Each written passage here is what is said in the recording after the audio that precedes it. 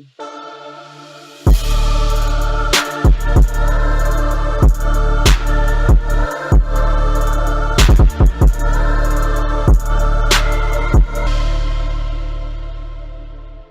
what's up, everybody? Welcome back to the podcast, and welcome back to the show, actually, and it's been a while. So today's topic of discussion, or this week's topic of discussion, this week, as if we're like always, like as if we've been posting on time. Shit, man, our consistency is trash. No, wait. We do post once a week. I don't think we have like our millions of fans are waiting for us on like every Saturday morning, and they're like, "Oh my god, I hope everything is okay. The boys haven't posted anything today. Wonder if like there's some military coup going on in like Bhopal or Dubai or something." But yeah, nobody gives a shit. It's like it's funny. So this week's topic of discussion is underrated movies. We've picked 8 movies from each year, from 2010 to 2018.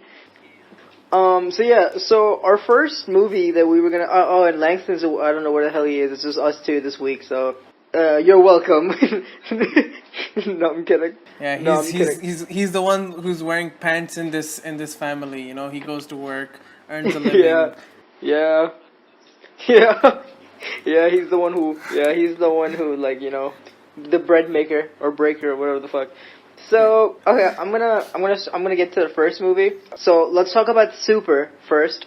It has I was gonna say Dwight Howard. It has Dwight Schrute in it, and what's his real name? Rainn Wilson's in the movie called Super. It was very, very underrated. It was very, very weird humor. Honestly, I liked it at first. It has Ellen Page in it, and very like. I don't know. It was a movie that, like, nobody ever heard about. I didn't know that this movie even existed. And then when I watched it, I was like, what the hell? Why didn't anybody make a big deal about this movie? Like, this is actually, like, really interesting. Sharon, you want to explain what it was? So, in my opinion, if you liked Deadpool, right? If you liked Deadpool and if you liked Kick-Ass, for example, like, these two movies, it's got a similar tone to it, where it's, like, super hard R-rated, and at the same time it's really funny, and there's a lot of gore in it. I think that's what it is. So real quick, it's basically about, you know, this guy who works at a restaurant, and, you know, the waitress is his like girlfriend, and all of a sudden she just kind of goes missing, and he thinks, you know, she's been kidnapped by like this drug dealer, but in fact she kind of just left him for the drug dealer, kind of just left. And then he's like really like, you know, he has an epiphany, and he's like, you know what, I need to solve crime, and like, you know, I need to become a better person, and maybe then she'll take me back or some shit like that. And so he essentially becomes like a superhero. And also because this movie isn't like a legit comic book movie, so it isn't what you'd expect like an origin story to be. It's like he just goes to like Target or Walmart and just buys like a bunch of stuff, stitches his own costume, and then just goes around smacking people with a wrench, saying "Shut up, crime!" Yeah, that was the best like catchphrase. Shut up, crime! Like, I can never see like Rainn Wilson and not think of Dwight Schrute. I mean, obviously that's like for everybody, but yeah, I don't know. It was such a it's a really interesting like take of like what it would be like to be a superhero in real life. At the same time, with like a lot of like comedic like effect, like. Oh, by the way, the movie is not just a comedy. The shit can be it can get really fucking dark at points, dude. It goes from 0 to 100 real quick, dude. And and we've talked about this movie before in our previous episode. It's that one scene. Rainn Wilson and Ellen Page are waiting in the queue to go to a movie, and then this douchebag just rolls up with his girlfriend, and then just cuts the queue and just goes inside. Yeah, he's just like pretending like it's cool. Rainn Wilson says, "Hey, you need to get back in the queue. That's not right, and that's not like fair or whatever." And the dude just says, "You know, get the hell out of here, whatever, you know." That's when his like switch goes on, and he freaking just goes into his car, which is like parked across the street, changes into his costume into a car, and this guy, like, Rainn Wilson's not like 6-pack abs buff or whatever. It's like a normal dude, like average dude. So he's like trying to like get into this like freaking skinny tight suit or whatever in the car, and he comes back with like a wrench, and he walks up to the dude and he goes like, you need to get back in your line. The dude goes like, you just went to your car and you put on a costume. Do you really think I don't know it's you, the guy who was just waiting in queue? I know it's you, dude. And he goes like, shut up, crime. And then he takes the wrench and then smacks it right in the dude's like head. And it's like almost split open like a walnut. It's crazy. Like, this is someone just cutting in line. Like, imagine you're at the grocery store and someone cuts in line, as people do. And someone walks up, goes away for 2 minutes, comes back with a wrench and smacks you in the head for it. Like, it's pretty messed up. But our second movie is called The Town with Ben Affleck and Jeremy Renner. This movie is hands down one of my top 10 favorite movies. So intriguing to watch the whole movie. So the premise of the movie is basically it takes place in this town in Boston. The thing about this town, or the town in Boston that they're talking about, is that it has like a history of like bank robbers or bank robberies, okay? And so like, and bank robbers, it like runs down like generation from generation. So it's like, you know how like in India it's like, okay, my dad was a doctor and like he forced me to become a doctor. So over there it was like, it's like, mera baap chor tha. Yeah, the para. Mera baap chor hai, so like, maybe chor, dude. But, Randomly Jenner. I made him a Jenner. I made him a Jenner. So, Jeremy Renner and Ben Affleck, they have like this little like team, and they just like, you know, rob banks and shit. So the movie begins with like them robbing banks and whatever, getting away with it. And by the way, the way they rob banks, it's so like intriguing. Like they do a really like good job at portraying how they hid the evidence, and like how they like threw bleach all over the floor, and they like burnt all the CCTV camera like footage and everything. And so basically, this one bank they go into, they rob it, and then they kidnap a girl from the bank, and they take her with them. I don't know, just as a hostage, just to scare her. So it turns out this girl is like lives literally like across the street from them, and they're like, "Fuck, man! Like, why the hell would you kidnap a girl who like lives like right next to us?" Yada yada yada. So Jeremy Renner tells Ben Affleck to like look out, like, you know, make sure that like she doesn't she doesn't do anything sketchy. So he basically stalks her. Eventually, Ben Affleck like falls in love with her, and they start dating. And then Jeremy Renner is all like pissed. He's like, "Yo, what the fuck you doing, bruh? Why are you like dating a girl who we kidnapped?" And like you're like supposed to like look out, like, you know, like so like things aren't sketchy. You're making it even more sketchy. So basically, I'm just gonna like say that much, and then you guys can like watch the rest of it. But this show was so intriguing, and I wouldn't say it was like completely underrated. In my opinion, it was very underrated because everybody acted really well. They directed it really well. I don't know who directed it. It was a great movie. Definitely recommend it. You guys definitely watch it. So now coming into 2011, like, which is one of my top 10s for sure, is Source Code.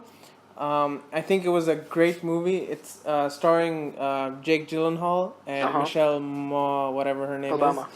I don't know how to say her last name. It's hard. Michelle Obama, yes, Michelle Obama, before her presidency, you know, whatever, the female POTUS or whatever.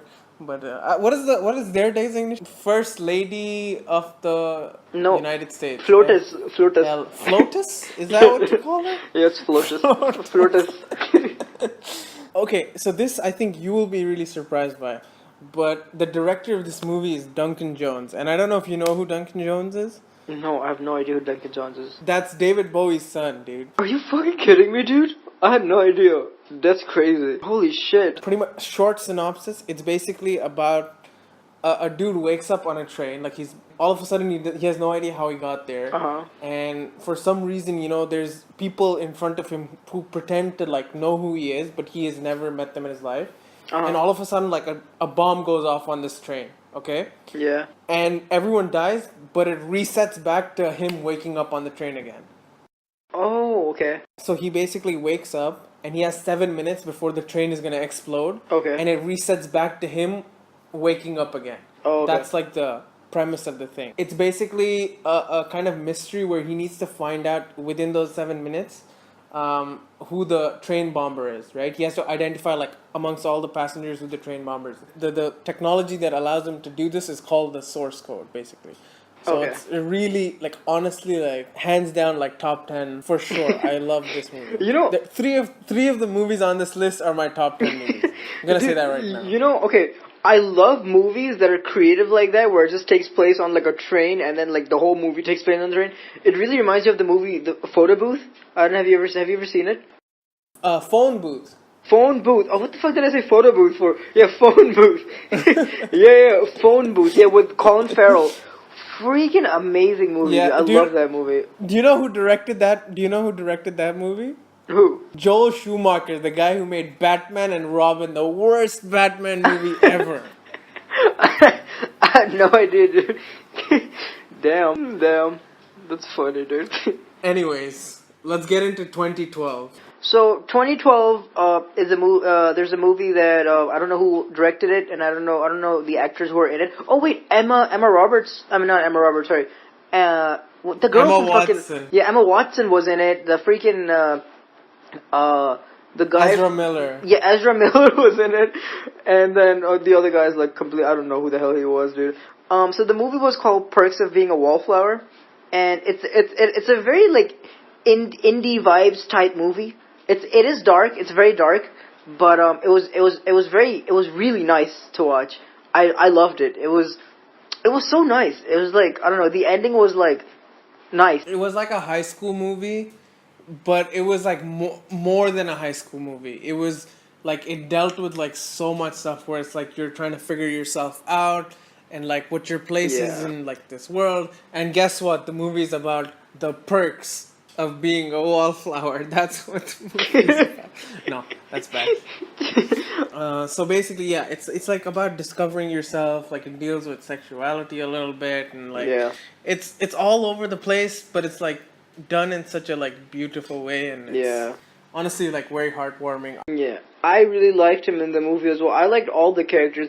And basically, the movie's about the white guy that we don't know. it's basically like it's like he's the main character pretty much.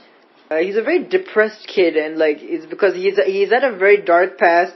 He like a lot of times he was very suicidal, and it was a very good take at depression because like he had so many people around him who wanted to help him, like his parents were pretty, I think, supportive. I think his friends were really supportive, and like, but he was still so like suicidal. He was very like depressed, and like it shows sometimes like you can have everything, like all the support in the world, but like it's still like not easy, or like you shouldn't take it lightly. You shouldn't like belittle people who like, and by telling them, oh look, you have it so easy. There's people who have it worse. It was a beautifully made movie, and I think y'all should watch it. Yeah, I think also like it's got a very like the whole thing about like the support is there, but then also maybe it's like you need to kind of figure it out on your own and come to terms with stuff. So the next movie is Snowpiercer, and I've never watched it, so Sharon's gonna talk about it. Holy shit. Okay, this was the basic inspiration behind like today's podcast, pretty much. I watched this movie 2 days ago, and it was unbelievable. Okay, it's also on a train, so there's a lot of train theme going on today. But basically, it's set in the future where basically to control global warming, what the world decided to do was release like a refrigerant up into the atmosphere to kind of cool down the earth. But what that ended up doing was like basically freezing the entire earth, and all life on earth basically died, except there was one crazy billionaire dude who wanted to make a train that connected through all of the cities in the world, okay? Like it's like 400,000 miles or something like that, okay? And that train was designed to withstand the temperatures of any kind of terrain that it was in. So like cold in the US or like hot in UAE or something. So basically the kind of inventor of this train, he kind of felt like this refrigerant, like whatever they were doing and releasing all this in the air was not gonna work. So he designed this like all weather proof like train that would like be the last beacon, like Noah's Ark, at the end of whatever the world. Oh damn! Once the people have now this humanity is surviving on this train, what they've unfortunately done is kind of make a weird caste system. So basically, like all the people who got a free ticket onto the train were like put all the way in the end and treated like slaves almost. and they're eating like shit Oh food or damn. whatever, and like the people up front who like paid for a ticket are like in luxury, and they're like in the most 7-star hotel kind of treatment as Oh possible. shit. And the whole premise of like this whole thing is Chris Evans' character needs to go from like the end of the train, and he wants to go all the way to the front of the train and like take over the train so that he can give his people like a ray of hope, basically. And dude, this sounds generic as hell, but oh my god, like you're kind of, there's shocks like all the way to the last minute in this movie. It's phenomenal. Moving swiftly on to 2014, motherfucking Edge of Tomorrow. Sharon, I watched this movie at your house when you suggested this movie, and I remember it was a sleepover, and I watched this movie at your place, and I loved it. I loved this movie, and thank you for showing it to me. But yeah, so Edge of Tomorrow is basically kind of like source code. I guess I was gonna make an Edge of Desire like reference to when you were talking about source code, but it's basically this guy. He's a coward, and I think fun fact about this movie, it's I heard somewhere that it was Tom Cruise's first movie where he played like a coward. In all his movies, he's like this badass like cool guy or whatever. But it was his first movie where he played like a scaredy cat or whatever. And so basically do you want to explain it? I don't think I'll do a good job at explaining it. It's so confusing. Basically, the movie is about aliens, and aliens have invaded the planet. And Tom Cruise is basically PR guy for the military. So he does press conferences and he goes on news channels, but he never goes into the field, which is why he's a coward in the movie. Somehow he ends up on the field, like the battlefield. He's asleep and he wakes up and he's on the battlefield, and he's kind of forced into going into battle, and he dies in the battle. And all of a sudden the day restarts and he wakes up back at the same starting point where he just landed onto the military camp, and now they're kind of preparing to go to battle. So every single day he dies in the battlefield, and it just restarts back to the day where he lands on the first day and they're preparing to go to battle. Now, Emily Blunt's character in the movie is kind of like this crazy badass warrior who kind of led the first victory in against the aliens. And what he figures out is that maybe if I go to her, maybe she'll be able to make more sense of the movie. I mean, sense of like what's happening with him and why he's able to do this. Is that he wants to find out a way to kind of win the battle, right? The reason this was like a underrated movie is just because like it didn't do that well at the box office. Like some of the movies had like a low critical reception, but like they were good movies to talk about. And then some of the movies had great critical reception, but then didn't make enough money, so they were underrated. That's where most of these movies fall. And yeah, that's Edge of Tomorrow, and it was a phenomenal movie. Okay, so 2015, Hardcore Henry. The trailer looked freaking amazing.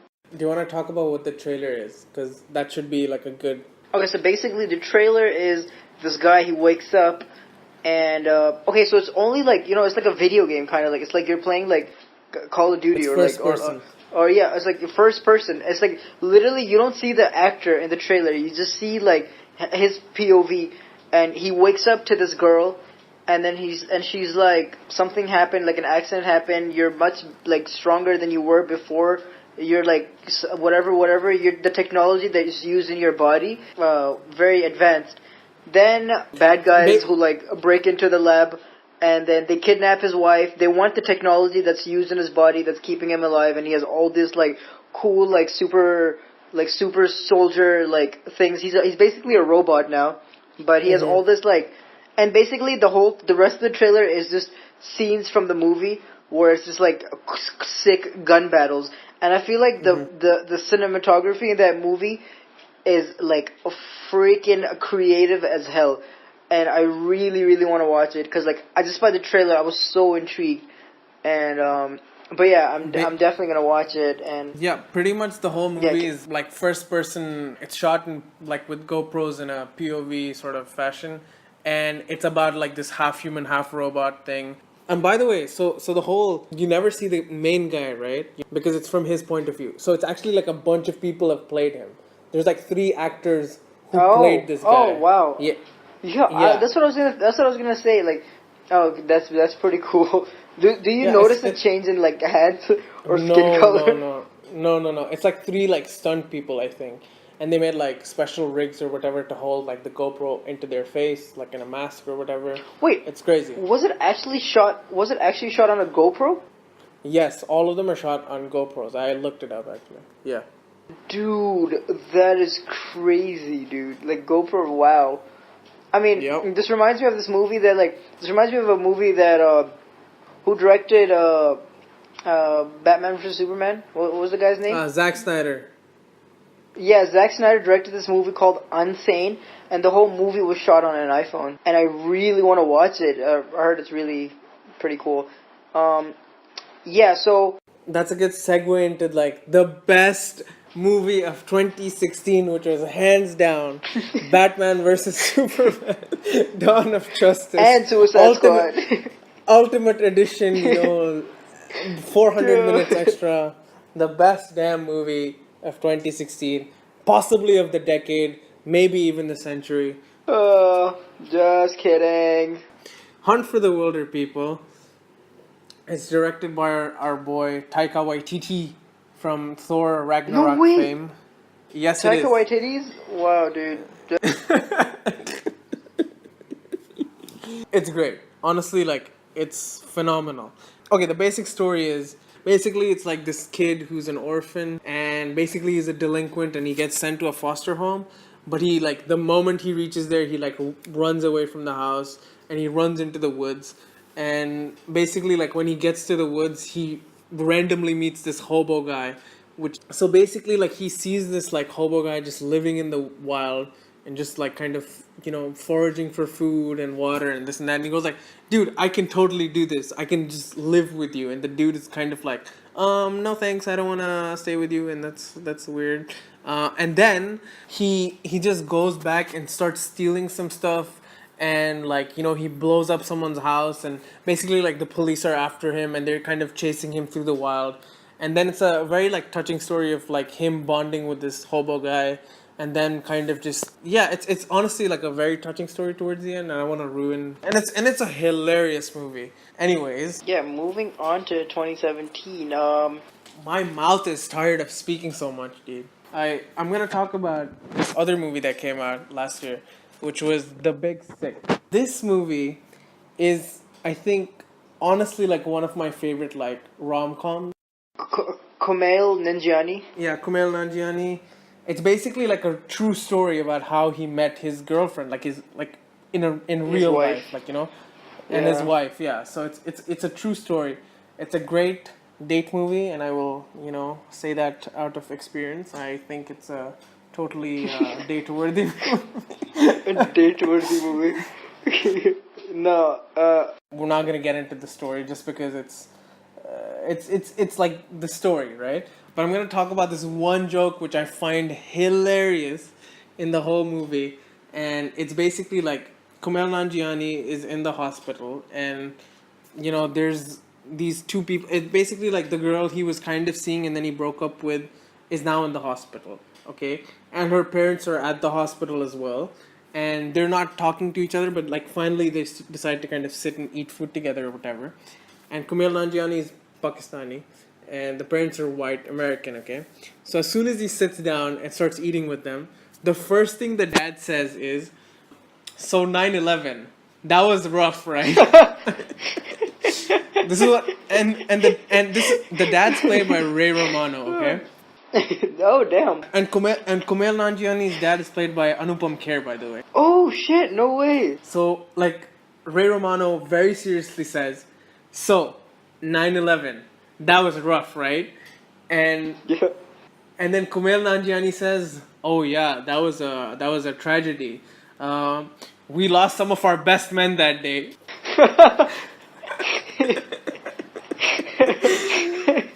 Oh my god. Oh, that shit's funny. That's the best joke. Oh, that shit's so funny. Damn, that's funny. Damn. Yeah, he's hilarious. Like it's honestly like a great movie. Like really funny, really touching story, and like the fact that it's a true story is kind of unbelievable. But it, yes, again, it gets the Sharon approval of date-worthy movie and top rom-com. Damn. You hear that? You hear that, gentlemen? Take your boo to this movie, or like Netflix and chill with your boo, and watch like put this movie on, and Let the movie do the rest. yeah, Sharon guarantees you Success. Yeah, sure. Yeah, Sharon guarantees you success. Yes. If it's hard for more than 4 hours, then consult your doctor. So yeah, the next movie, moving on, is called The Upgrade, which also Yes. seems really interesting. And yeah, Sharon, take it away, dude. I know your mouth hurts because you've been talking about more about these movies. Basically, this movie is also set in the future. Again, more sci-fi. This movie kind of starts off with a couple who are attacked, like out of the blue. Uh-huh. They're like driving in their car and they're attacked, and like the wife is shot and the dude is kind of attacked as well, and he ends up like paralyzed below the neck, right? And there's this shady guy who's like the owner of this like tech company. Yeah, he's like Tesla or whatever. And he goes like, I have this Elon chip. Musk? Yeah, it's basically Elon Musk, and he goes like, I have this chip, and it's like gonna change the world. And basically he installs a chip, and like now this dude can move his body, and he can like start walking again or whatever. He's in control of the chip, but he can ask the chip to like take full control of the body, and then he'll like turn into like a legit like ninja master or whatever, right? Yeah. And and then the chip also kind of has an AI to it, right? So it kind of talks to him as well. So it's kind of Yeah. like Jarvis. Honestly, it's kind of like Iron Man and Jarvis, where like Iron Man talks to Jarvis, and it's also like in a weird way like Venom. It's like a voice in his head that nobody can hear, but he can hear it. It's kind of like Eddie Brock talking to like the symbiote. A lot of these movies, like in terms of premise, sound very like by the numbers, and you can see where it's going. And when I was watching this movie, like when it was the last act, I could see where it's gonna end, but then kind of just pull the rug from underneath you at the end, like the very end, and you're like not expecting it to go the way it did.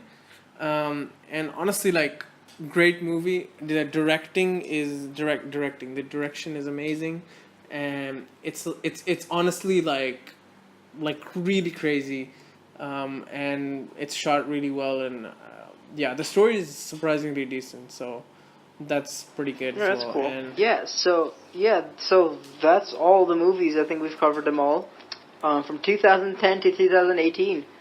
All the movies that Sharon thought were underrated. just me. Just Sharon. No, I'm kidding. I added the town in it. Okay. You're welcome for not having Langston in this episode, and hopefully we will try to make that happen more often. No, I'm kidding. Yeah, so I hope you guys enjoyed this podcast, and we will see you guys hopefully next week, maybe. Who knows? Who even knows? But I hope you guys enjoy this podcast, and we don't forget to. Is this going to be on YouTube? Oh, by the way, this shit's going to be on YouTube, right? It's going to be on YouTube. Yes. Okay, yeah. So it is going to be on YouTube. So yeah, don't forget to like and subscribe and comment down below. Yeah, and I've always wanted to say that shit. Peace, guys. See you guys next week.